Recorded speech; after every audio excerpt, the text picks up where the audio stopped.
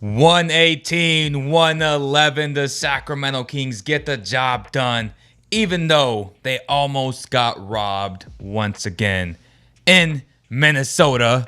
We all knew the split was coming. As I always say, it's hard to win both games. The Kings did it against the Houston Rockets, but yet again, it's the Houston Rockets. But when you play a half-decent team like the T-Wolves, who have been playing well as of late and who have been beating good teams, you got to respect them, and they were hot the first game, right? We did not do a live show on Saturday. I had some family stuff. But tonight, it won't be a long stream, but we going to break it all down for y'all.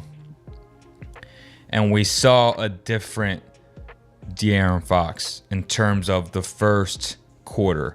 We know he's a king of the fourth quarter, right? He steps it up all the time in the fourth. But I felt like he read a lot of Twitter stuff, and he was like, I'm going to attack from the very jump. And that's what we saw tonight from De'Aaron Fox. So good for him. It was fun to watch him out there. 32 points. Sabonis fouls out. No Sabonis in overtime. And we'll get to that call. But no Sabonis in overtime. You saw Malik Monk make huge, and I mean huge, passes for open threes. One to Trey Lyles on one corner, and the other to Keegan Murray, the sniper, in the other corner. That was big time, man. Big time for a guy who, let's be honest, out of the last 15 games, he's maybe had 3 to 4 good ones. He stepped up big time. Today, just overall, he stepped up big time, right? 19 points, 9 to 14, 5 assists, 3 steals, 5 turnovers, but you know, we gonna give him a pass on that one. Terrence Davis, 8 points to 9 in 16 minutes. He was solid. 2 of 6 from the field, 2 of 4 from beyond the arc.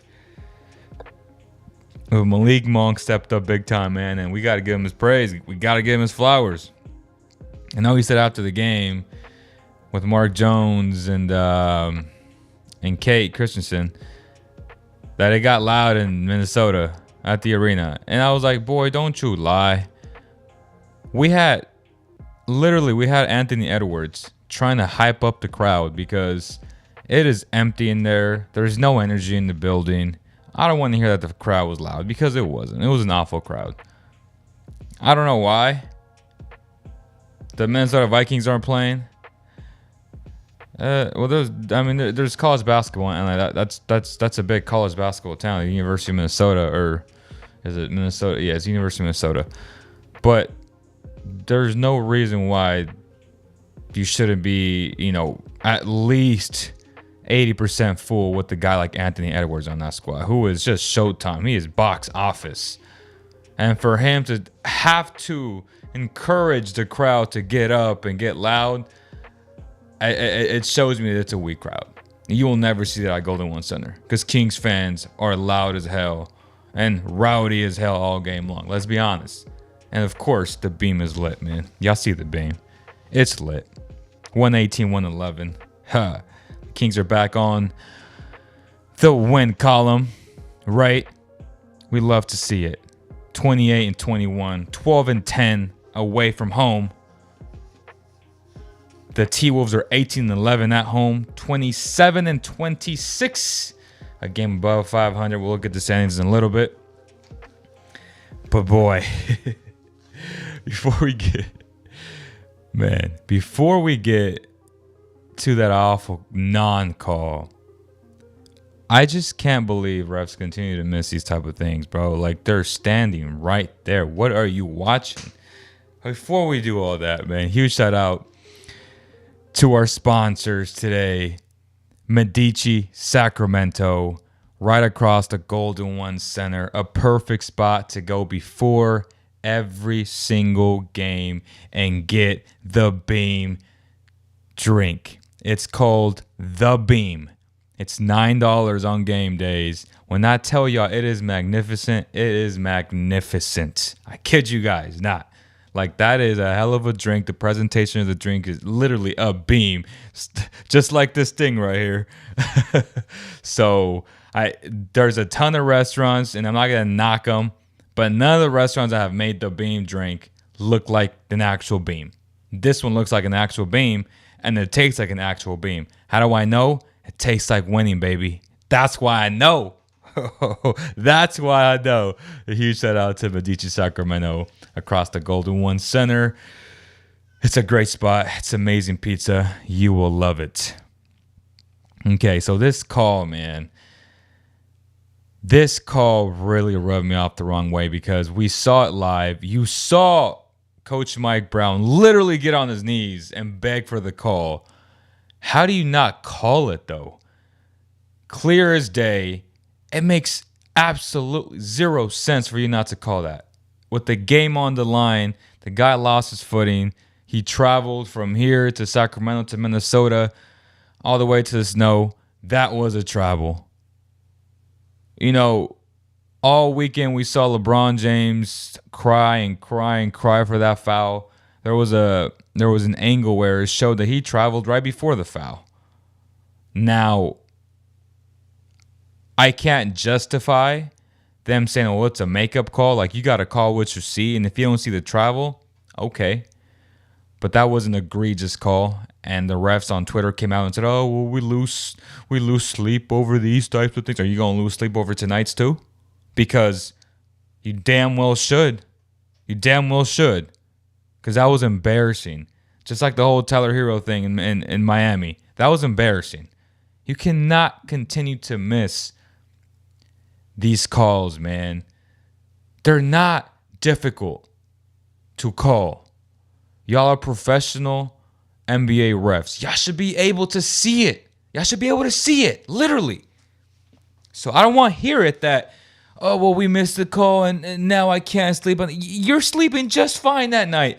You will lose sleep the day you start getting fined because that's the reality. There's zero accountability for referees. Zero. There needs to be some type of changes implemented into the new CBA for the following season. Now, I would want to do it tomorrow, but the reality is that's not how things get done overnight. But Adam Silver and the entire NBA, they need to put this as the biggest priority because we cannot continue to miss these type of things, man. And then the whole challenge system is garbage. If you get it right, you've earned another one. And if you get that right, you've earned another one. Yeah, it might slow down the game, but you got to get it right because there are so many calls that could just swing the momentum the other way, and then you lose a game.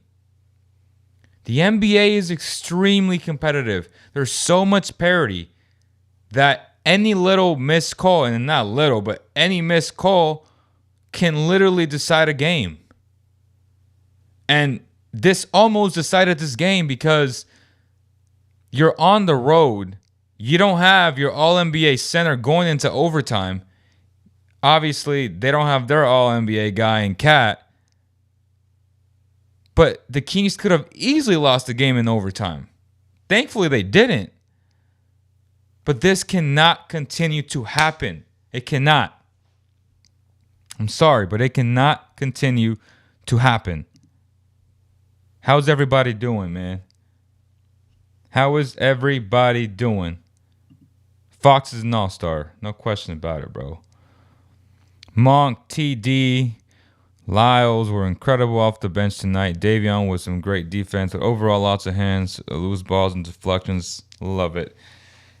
There were a lot of terrible possessions from that bench unit, though. I'm not going to be honest. I don't get caught in the moment, brother. They were god-awful defensively in so many possessions. I mean, just awful. They got down by 7, by 10 in the third. They were terrible, getting beat off the bounce so easily. You know, I hate to ruin that moment of you obviously praising them, and sure, there were good moments too. But I'm going to highlight the bad moments because I was pissed off.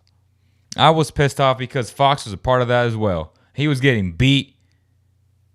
But mostly it was other guys that were just getting destroyed. And we'll look at the film if we get a chance. But, man, the defense got to get better. Defense got to get better. You cannot continue to allow straight line drives and then expect Sabonis to not get in foul trouble. It can't happen, man. Like there's a reason why he fouled out. Like there were numerous times where he just did a great job to stay vertical. But when someone gets to the rack so easily, you're jeopardizing your All-NBA center, and that's not okay. I'm sorry, that's not okay. What's good, RP? Edwards is box office, bro. Snoozing in Minnesota. Light the beam. What's popping, Wayne? TD played well. Kings really need that. Kevin Huerter. It's a bad game. He had a bad game, yep. In the EuroLeague rules. Suspended for missing games. Changing calls. Facts, bro. Trey Lyles at the Rudy Gobert with the full force of Waterloo. Key to the game. Benching Kevin Huerter. Thought that was the best move he made since benching him in the second half of the Memphis game. He was just really bad tonight. Yeah, I mean he was terrible. Defensively, offensively, he was terrible. He played 22 minutes tonight. He had 3 points, 0-5 from beyond the arc, 1 of 7. He was a liability tonight. Make no mistake about it. Yeah, he had 5 boards, 4 assists. There's also a product of the system. He did not play well, but it's okay. That's why it's important to have depth, right? You have that in Malik Monk who can step in there, get you buckets, facilitate all those things. So that's a good thing, okay? That's a good thing. Make sure y'all get your light the beam hats. It's literally underneath here. Y'all can see it right here. Go ahead and purchase it on our online store. Get your Basketball Zone hat too, or your beanie. Get your light the beam beanie. Metu was really bad on defense, that is for sure. Holy cow, that guy. Tyson was telling me that he thinks Bagley, he thinks he's as bad as Bagley defensively, and that's saying something. If you think somebody is as bad as Marvin Bagley on defense, that is saying something. And I tweeted out the whole Mike Brown got in his face, and he was complaining about that non-box out because Metu assumed that TD was going to box out Naz Reid. For Pete's sake, bro, you're the center on the team. You cannot assume anything. First and foremost, you always get out-rebounded. So for you to be like, oh my God, I thought TD. No, don't think anything. Just do it. Just box him out. Do your job as a center. I know you're not a center, and I know Mike puts you there. But that doesn't justify you assuming that TD would box out Naz Reid. What did they do? I use the analogy of that commercial. I forget where I watched the commercial, but it's when you throw the flag. You're like, oh, you said this at home. Okay, well, I didn't say this. It's me against you. Okay, well, let's watch the replay on the iPad in real time. They showed it, and he was demonstrating what he had done. And even though he was upset because he was trying to say, oh, well, I thought, don't think, bro. Like, you're the center. You're the backup center for a reason. You got to be the anchor on defense, even though you're nowhere near being an anchor on defense. You need to be better, Metu. You need to be better, man. You're a hell of an athlete, and I've always had your back, but you need to be better, period. We need to see more Rashawn play, man. We need to see more of that. I don't see any significant moves. Like, if I had to bet on it, I don't see anything significant because of the Kevin Huerter debacle right now of not knowing if he can offer that because they need to call Atlanta and they got to be like, okay, well, let's unload 25. That way I can unload a 23 pick if that's in their cards, if they want to do that, or they may just want to wait till the offseason or till draft night where you could trade for somebody big and offer your 2023 pick, which is going to be extremely valuable because this draft is supposedly loaded. Supposedly. So, as of today, you can only offer a 2028 first-round pick. And it's not as valuable as other teams. And there aren't many other teams that can offer a 23 or a 24 because of so many other trades that other teams have done, right? So they're also in a very similar situation like the Sacramento Kings. But Do I see big trades coming? No, I really don't. I Not for the Kings at least. I think other teams in the West are going to make some big moves. If you consider Mason a big move, Mason Plumlee, okay, I'd be very happy with that. I think Mason Plumlee is a must. Like, you got to go out and get that guy. Now, will they do it? Who knows? I don't know if they are. I really don't. Like, the Clippers are going to be like, oh, I'm going to go get Mason Plumlee. The Warriors can be like, you know what? I'm going to go get Mason Plumlee. I don't know. He fits on a lot of good teams. He definitely fits on the Kings. Yeah, man, the Kings did not do a good job staying from the players' hips and tracking them. It's never 2 or 1 at the rim. It's always just a big versus driver at the rim. Right. And that's what I'm referring to, right? It's extremely frustrating. Should we trade Davion for TJ McCollum? No. Hell no. TJ, no. If Herter isn't hitting threes, he's a liability. Been saying this. Everyone wants him to be something he isn't. I mean, that's...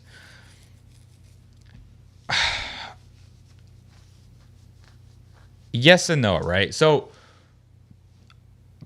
I know what you're saying. I'm leaning towards you, but at the same time, if you do use your length, right, to have some deflections, and if you don't have an atrocious game defensively, he still commands a lot of gravity for guys like Fox, right? Like his own gravity is going to allow Fox to attack the rim. It's going to allow Sabonis to attack the rim, and you're going to see a lot of empty side pick and rolls where you really can't stop Fox and Sabonis.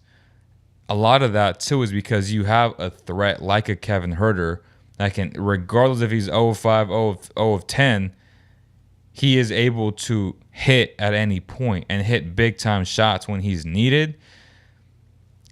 But to your point, what you're saying is he's a liability if he's not hitting, which we can almost say the same thing about Malik Monk, but Malik Monk is a better playmaker, even though Kevin is not a bad one. Like, he's pretty solid.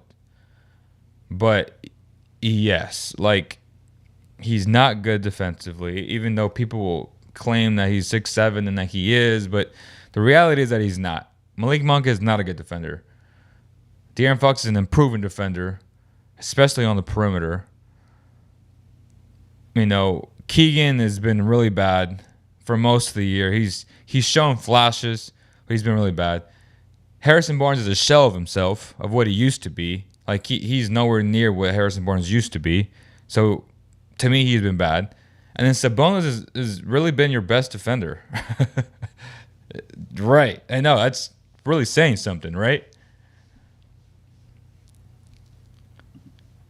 Kings get Olynyk, Vanderbilt, and Hartenstein. Okay. Harrison Barnes in 2 seconds from the Kings. Jazz gets Holmes, Reddish, plus Dallas 2023. Oof. That's interesting. So, let me think. I'm not good with just, like, reading stuff on here. The Kings get Olynyk, I like. Vanderbilt, obviously, I like. Hartenstein and Hartenstein. So they get 3 dudes? Harrison Barnes in 2 seconds from the Kings go to who? Jazz get Holmes and Reddish plus first and second. Oh, no. That's not enough. Because Vandy himself is worth a first-round pick. And they want a 2023 to 2024 first-round pick. It's close, though. I mean, you probably have to offer another first-round pick. And so I'm assuming that HB goes to the Knicks, then, is what you're saying? My guy Vince, Kings' big win, needed that to fend off the rest of the West. Facts. What's up, Justin? Literally get killed on the paint every game. Wow. It's tough. You get killed in the paint because you allow dribble penetration like that. You get beat, and now you expose Sabonis to not be able to box out everybody. So, yes. The Kings' best defense is a potent offense. Can't make this team something they're not. They're not. Well, you can go out and get some defensive help and be a middle of the road type of team defensively. So if you're still a top 3 offensive team, which makes you elite offensively, right? If you can somehow get to 17, 16, which is what I've been saying since day 1 of this season, you gonna be solid. And it's funny as hell because I was telling Vince when we had him on earlier in the season, like first week, and I'm like, if you can be a top 3 offense, a top 17, top 16 defense, you're going to be a top 16 guaranteed. Now, I'm looking at it like if you top 3 and then top 15 is top 16, 17, you might solidify and be a top 4 if we're being honest. So, yeah. Real quick, hold on, give me a sec. Let me put this boy on. We gonna light the beam. We gonna light the beam here with Mr. Vince. Vince, can you hear us? I can hear you. Can you hear me? Yes. What's up, my man? Light the freaking beam, bro. Uh-oh. Uh-oh. Sorry, my hair is crazy, so I just wanted to cover it up in the beanie. All Well, good, I'm in the brother. garage. I'm in the garage What? lifting. Uh, but yeah, dude, great win, right? You see this beam over here? I do see the beam. I do see the beam. Oh Light it. man. Did you light it all yourself or what? Oh, it's a little remote on Amazon. So it's Oh, can't beat that. first time trying to light the beam on a. Well, I did it last night, or tonight really, because I went live like at 1 in the morning because I'm stupid and crazy. But Yeah. Hey, I enjoy those though. I enjoy those because I don't really like start driving home until that time. You know what I mean? So that's a real thing. Not because I'm doing anything bad, just obviously Yeah, daytime yeah, hours. right, You know, right, right, yeah. right. I got you. So, what was your biggest takeaway tonight? I think the biggest takeaway was the Kings locked in the fourth quarter. I mean, obviously we've seen that all season from De'Aaron Fox, Mm, but it was a real team effort in that fourth quarter and in overtime. I was really nervous when overtime started. I don't know if you were in that same yeah. type of like ballpark where like when overtime started, Sabonis was out. You didn't know if the offense was still going to kind of flow the way that it did, Mm-hmm. and it actually looked really good. They were still penetrating the paint. They knew, and this is the big thing and I sent it in a text message to Zach Noble, who Mm-hmm. he was at the game. He's from Ball His Life, and him and I were texting through the game, and I'm like, because we Bro, had money text on it. Zach and hold up. Text Zach and be like, bro, that crowd sucks. Go ahead. Oh, he already knows. He says the Minnesota crowd knows that this team is not good. That's the thing. Okay. Like Minnesota sits at like 5, and they're not good. And with this loss today, and Portland about to win, I think they moved down to like 8th. Right? Is that fact or I don't know. Let me check. But yes, But let's check regardless, real fast. so him and I were texting through the game because him and I bet through the game. By the way, Zach, if you are tuning into this, send me my money, bro. If you want. But They're ninth.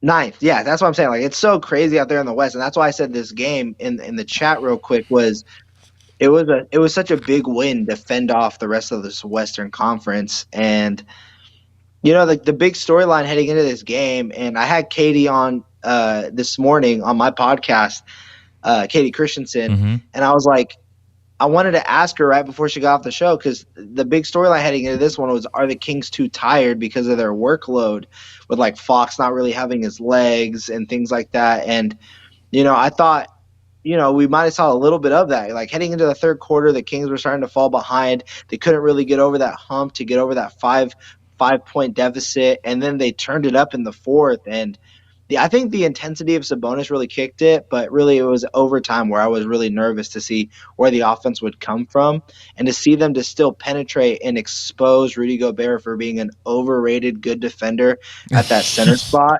I love it, bro. I, I love Gobert shade. I could go ahead. Keep throwing that shade on him.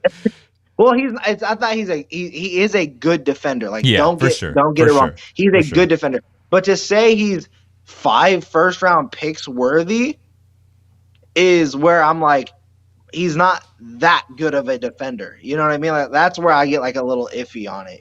So it's a little bit of shade, but it's really just the fact that me and my two kids, I got to be home on a night to like tonight, and they hung out with me here in the garage while I was lifting weights. If you guys can see it in the background, Yeah. and we were just jumping up and having a good time. It was a good Kings win, and it was purely based off the team, so a lot of So fun. do you think that, because they asked me earlier if there will be a big trade looming next week? I don't think there will, but what do you think? So, okay, I was saving it for Monday, Go ahead. but Just give me like a small preview. Yeah. so I was saving it for Monday, but so I got to text around a little bit Mm-hmm. with a couple of different like beat writers here at SB Nation, and so there is conversations going on between the Charlotte Hornets and the Kings. I do know that. It does seem like a Plumlee deal is becoming like the number one thing in most people's minds Yeah. of what's going to happen. And I don't know if this is just more of like fluff, like players, teams talking could literally be like they've sent a text message, like you know what I mean, like Sure. you know what I mean, like it could be literally anything. So I don't want anyone to read too much into that, but if that is the case, like Plumlee, I think it would be the best fit for this team as he does Sabonis like things as he's able to pass the ball from the center spot. He's a pick and roller, and the biggest difference is if you start building a chemistry between like Plumlee and Monk in those pick and rolls, I see a lot of Right. lobs coming that way. But again, a big trade to me is a Plumlee. A big trade to me would be a Kelly Olynyk. A big trade to me would be something small that just adds to the roster. Who would I you saw prefer, earlier Kelly or Mason? Mason. Yeah. Mason's my number one. Yeah. Me But too. I do think Kelly Olynyk makes sense though. Like it's a big that has shown the ability to pass as well. But also at the same time, he can stretch the floor. Like it's Yeah. Me the too. ability to stretch the floor is key. You know what I mean? I like that too. I Yeah. like that too. You were Do you saying, think he's worth? Go ahead. do I think he's worth the first? Hell no. No, so it's not worth a first. So the report that came out today is that Utah is looking for a quote unquote star type of player. For who? I don't know for Kelly Olynyk. That was the report that came out. Jesus Christ. That's what I'm saying. So like I think people are starting to and honestly, and this is probably why I throw shade at Rudy Gobert. Rudy Gobert completely changed the trade market because of the fact that he got 5 first round picks. But one mistake So shouldn't like dictate or allow other mistakes, right? Just like that Nets trade when they got KG and like they got robbed, right? And just yeah. because the T Wolves got robbed, and I was telling Rob this from Pensar Basketball, I was like, that doesn't mean that all GMs are stupid. No, but it does set a precedent for the remainder of this I don't, season. I And, don't and, think and that's it's the same true. thing for it's I the don't same think thing. that's It true. is though. Look back on that. I'm so glad you brought up that KG trade. So look back on the Paul George KG trade to the Nets. That summer, it was very hard to see teams make moves that made sense for their rosters without giving up something substantial. Go back and look at it. I don't want to just like speak Yeah. off the top of the head here. You know what I mean? But like, I believe Jeff Green was traded in a deal that was like almost worthy of a first round pick, where it's like, was Jeff Green really worth that? As now he's a bench player. I mean, he had a couple of hot games for Boston and whatever, but he's never been that guy that like completely changes anybody's franchise by any means. You know what I mean? So I don't know if that's setting the same precedent with the Gobert trade, but at the same time, like I don't know if fans really take this into account, but Utah got those first round picks for Gobert because Minnesota had those to give. Like, not a lot of teams have first round picks that can just be given out like that. Maybe OKC does. The Knicks definitely do. But what player is out there away from OG Anunoby where you're like, I'm willing to give up multiple firsts? And I think that has to be taken into consideration because a guy like Kelly Olynyk, the deal that I've consistently thrown out there is like a Terrence Davis, Alex Len, and two You're second right. round picks. Like I that gives agree. you an expiring money by the end of this season and 2 second-round picks that the Kings have a bundle of right now, surprisingly. And honestly, like the thing that no one talks about the most is I think that Portland second-round pick holds a bit more value than the rest because Portland, while they're starting to win games, and I believe they win tonight over Toronto, and now they move up to like the 5 or 7 seed, they're still like this tweener team. They have the worst bench in the NBA. There's just so much still out there in terms of value for the second round picks than there is, and as well as the first. But the second round picks are more obtainable at this point. You know what I mean? Right. So you're telling me that just because we had a dummy GM do all this craziness for a guy like Rudy Gobert, that's the new market. I think that it raised the bar for trades. I'm not saying that that's the new market, but I'm saying that people are starting to overvalue their players, thinking like there's first round picks that are willing to be traded here and there. Where it's like it's not that, because there's only a handful of teams that give that out. You know what I mean? And there's a handful of teams that actually have 23 and 24 like this year because of other previous trades. So like right, so because of that, knowing that, how on earth is the market that? You know, like the Lakers got Rui for 3 seconds. Who's better, Rui or Kelly Olynyk? I think it's close. Right, close. But that's why you get 2 expiring contracts. Like they only got 1 expiring contract. They're getting 2 expiring contracts to match the salary, and 2 second-round picks from the Pelicans, or is it for the Pelicans? No, from the Indiana Pacers and the Dallas Mavericks. I think my offer that I threw out there on Fanspo, or whatever, is a more realistic deal and the type of deal that you can get for a Kelly Olynyk. And plus, Utah, they're starting to get fizzled out a little bit. For those who bet on Utah all season, let me give you a round of applause. You rode that wave. I just don't think that's the wave you want to keep staying on at this point. You know what I mean? Because they are about they have to make moves. Tear it down, they're right?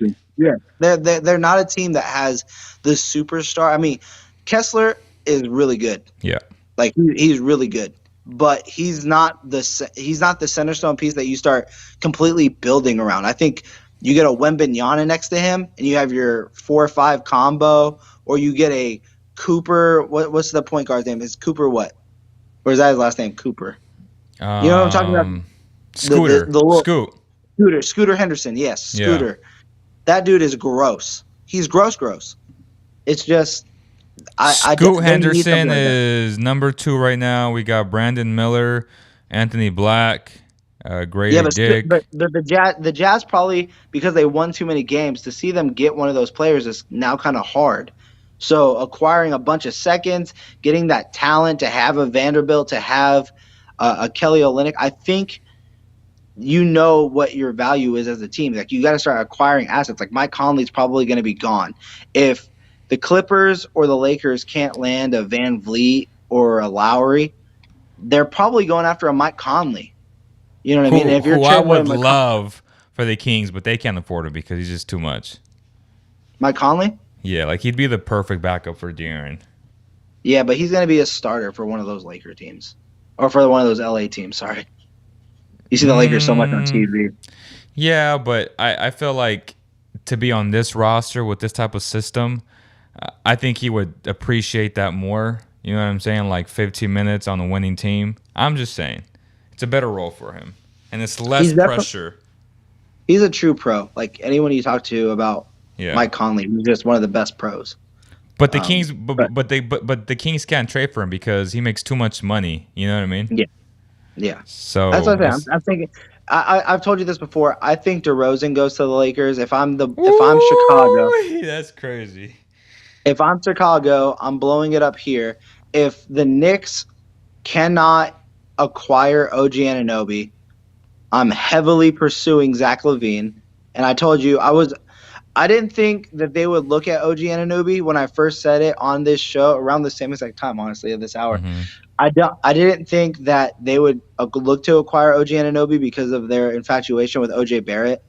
But I love the idea of Zach LaVine next to Jalen Brunson and Julius Randle and RJ Barrett. But if you add OG to the mix and you view RJ as a 2, I like Would you that as well rather because the have Knicks have Beal picks. or Levine if you're the Knicks?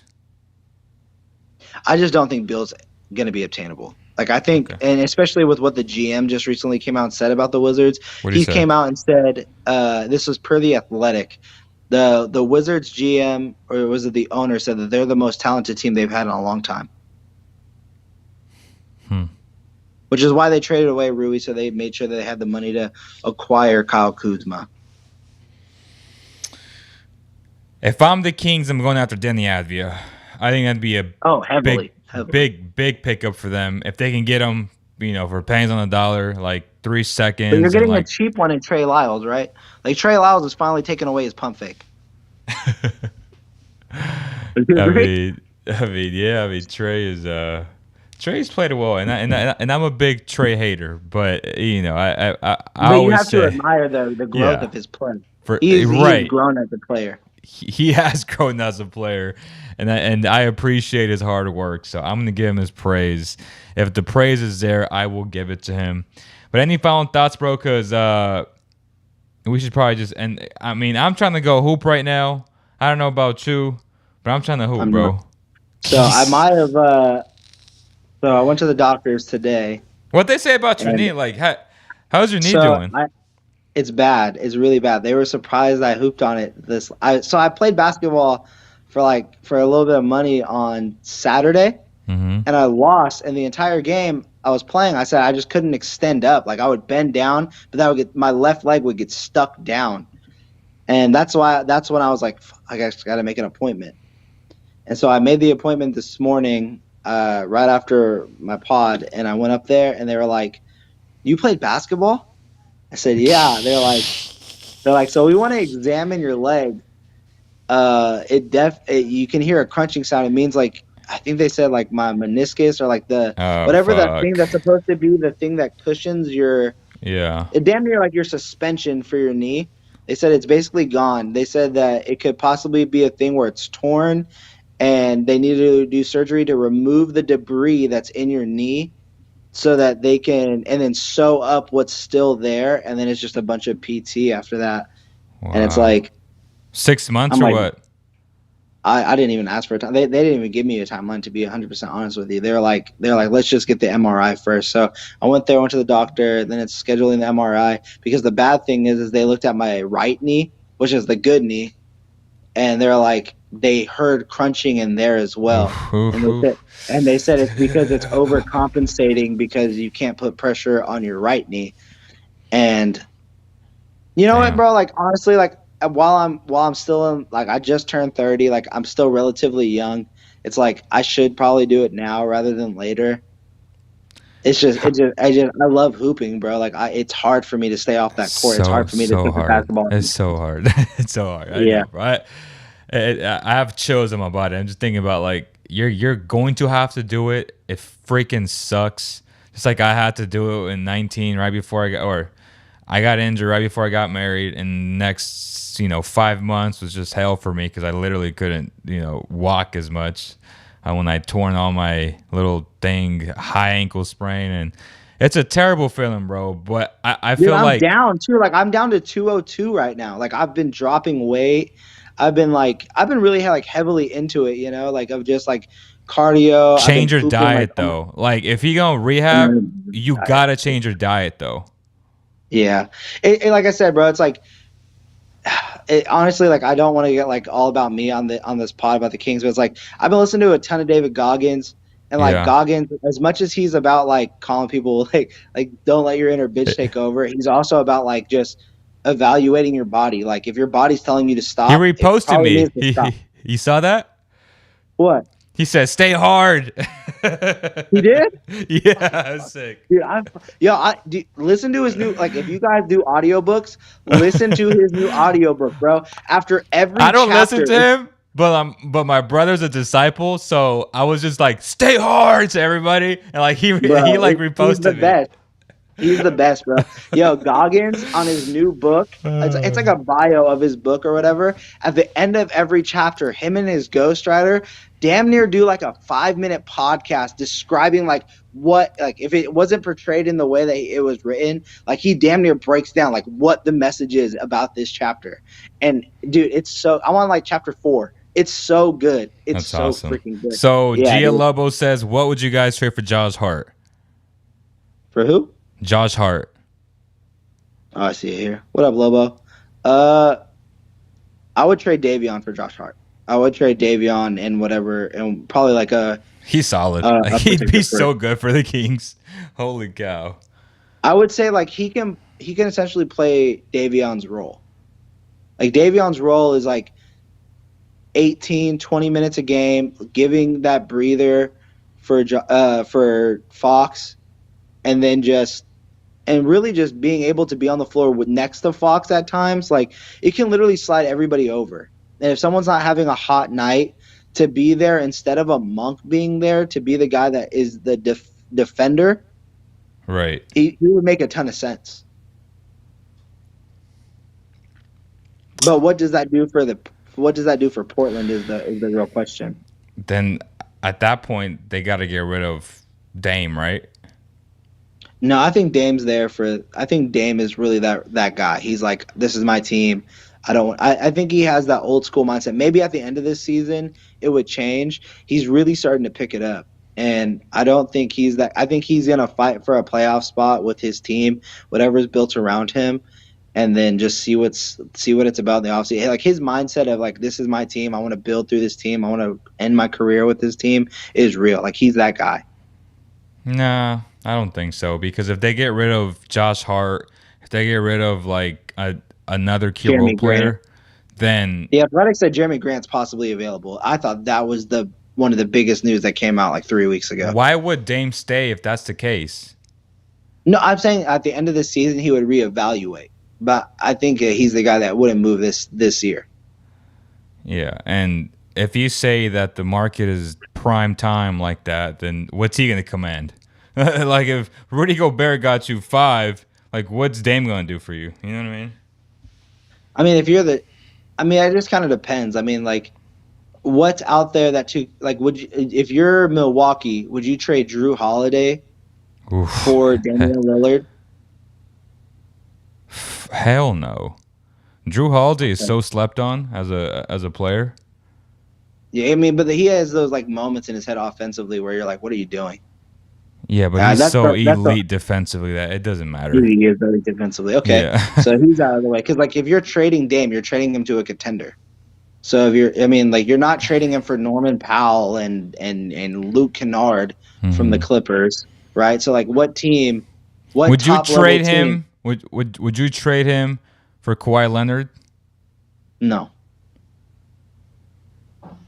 So put Dame and PG together? no. Kawhi healthy is better than Dame, and you're seeing it right now. Yeah, but he's never Like- healthy. Like I'm not gonna bet on him being just like Zion. Like I'm not gonna bet on these dudes to be healthy. Now, would I trade Brandon Ingram for Damian Dame? Lillard and repair Dame, CJ with Zion and Jonas? Maybe that's something I'd consider. That's interesting. I didn't think about that one.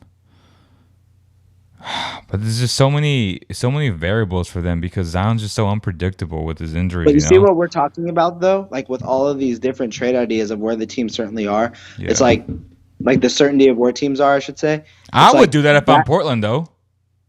Yeah, for sure. For sure. But like all these question marks of like where you're going and which direction, I think the Kings have a direction right now, and that's why it's without a doubt in my mind that they can finish right here at 3. And the crazy thing is you look at these games. Minnesota was number 1. They face off against Houston twice, New Orleans once, the Pacers once, and I think it's another bottom end team twice. I think it's the Spurs twice in these next coming like 5 games, and they're only 3.5 games back of Memphis, where it sounds like a lot, but with so many games still remaining, the All-Star break still there, and a lot of people targeting Memphis because of what that they are talking about. You could see this Sacramento Kings team surprise people and get to the number 2 seed. It just depends on what decisions they make heading into 100%. this break. Because the thing is though is like, as much as we're like, you don't want to break the chemistry, this Kings team is good the way they are. They're putting up these numbers offensively, defensively. They just need help. I want to remind Kings fans that watch this podcast, watch anything. It's to acquire talent, you have to give it up. So what are you willing to? You can't get nothing for something. Right. You know what I mean? So Right. that Silly. has to always be reminded in people's heads. And what I tell people of the whole chemistry thing, I say, oh well, we don't want the whole 2000. When was it when Shump was here? The whole 2019 to 2 years happen ago, 3 years ago, again. yeah. And I'm like, well, let me tell y'all something. The difference is that now you have 2 legit cornerstones and Fox and Sabonis, and you have a very good head coach and Mike Brown. So anybody else can go if it's an upgrade. Don't worry about the chemistry stuff because at the end of the day, you've never had 2 cornerstones that can hold and steer the ship if shit goes wrong, bro. That's the difference. So let me ask you this question because it's something that I'm thinking about writing. Is do you think, and this is like worst case scenario, like this is why I've been like pondering on even like wanting to write something like this when the Kings are so good, but maybe something for the summer, which is, let's say something doesn't work. The Kings start to plateau at some point, not this season, but next, where you're like, what's the culture? Is the culture because of Mike Brown or is the culture because of De'Aaron Fox and Sabonis? It's interesting. And that's something that I'm pondering on each game, each interview. I don't know the answer to that. Yeah, and I think that also helps you with looking at your full team overview. If I had to pick, it's Fox and Sabonis, because without those guys, you have to. Because without those guys, Mike Brown isn't anything. Because we've seen Mike Brown in other organizations when he didn't have all the talent. Like, people are kidding themselves if they don't think these 2 are high level dudes. Like, these guys are really good basketball players. So my counter to that, and I 100% agree. Yeah. Just so you know, I'm on your side. Yeah. Okay, I want to make that clear. My counter to what you're saying, though, is, and this is why I'm thinking about writing about this, is, and this is from people that I've talked to, is, do you think Mike Brown grew as a coach because he had to be an assistant in Golden State and learning how to talk to players and those different types of personalities in a winning culture? And that's how he was able to bring it here, a winning culture to Sacramento. No, because you said it yourself before the season and even early on. You were like, well, Mike Brown expected a lot and he demanded a lot from LeBron James. He demanded a lot from all these great players. And I feel like that's the biggest component of the whole culture change, is the fact that when I spoke to Fox at McCooney's, when we did the whole video production for them, he was telling me like the stuff that Mike tells him and how he demands certain things. I don't think you got to be an assistant coach for 7 years to grow as a coach. I think those things were always with Mike. What changed with Mike, as Coach Nick said on your podcast, was his offenses weren't great, right? Like, that was always his knock. Yeah. I think the 7 years in Golden State helped him reevaluate and adapt to the new basketball offensively, and we're seeing it now. But the whole defensive mindset, even though this team sucks defensively, but it's more of the accountability. Like, yes, that's the word. That's the word. Been there. I feel like Mike has always been good with, like, guys have, like, he has gotten the best out of guys. Like, Mo Williams was an all-star. Like, oh my gosh. So you remember in the offseason when you and I did this and we were doing the what was it? It was the press, not the press conference, but the media day. Yep. And we talked after media day and we did a pod, and I was like, you know what struck me the most after media day was how Malik Monk and De'Aaron Fox talked about their defense. Mm-hmm. They were telling us their weaknesses. Malik Monk said, sometimes I get sluggish and when I don't touch the ball. He says that in an interview in front of all the media. He does every game. And I questioned it. I was like, I wonder if that's Monk just talking to the media or if that's Monk taking accountability because his coaches want him to do that. That's a good And I point. think that's a big thing there. And I That's a think good that was point. a huge thing moving forward It's a for the great point. season. To your point, I feel like he says it every game anyway, right? He'll be like, "Oh, like I wasn't good," or he'll tweet out like, "I got to be better." So to your point, is that him genuinely saying that, feeling that, or is that him being like, "I want the coaches to actually see that I'm, changing"? Because let's be honest, he sucks on defense. I think it's Brown putting it on him before he hits the presser. Because Brown, even Fox pregame, would talk about, I think the best thing for Malik Monk is to just stay in the gym. I think Monk just needs to stay in the gym. I think if Monk stays in the gym, it's better. These are quotes from Mike Brown. De'Aaron Fox did something similar to that, where it's like he just needs to be consistent. Like people taking accountability for what's happening. And so I don't want to give out that rumor, but Yeah. it's more so just people looking in the camera so that other people have to take accountability for what's happening.